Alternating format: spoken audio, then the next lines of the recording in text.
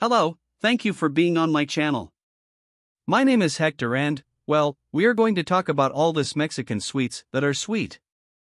Vero that gives more of a strawberry flavored lollipop with chile and is spicy. It also has a rubbery flavor and well, this tastes very rich as if outside spicy tamarind. It comes in different presentations. Damaso Suarez, how is it like a palate that is delicious? And here it comes with sugar. Brings what is in chili. There is a solid caramel that loves you too. I hope you also wanted mango flavor. I tried one, it was also from cherry flavor, and it also comes with a lot of content of this, because you can approach it. You can taste this in these presentations, and because it has a good, very addictive flavor. Above all, I don't remember that we tried it in high school when I was in school, and while I always remembered that made us make faces because of the taste it has and the sweet or bitter acid that makes it very different from other traditional sweets. This sweet is widely used at parties. It's between two older people too, but because of its sweet flavor characteristics, I recommend it.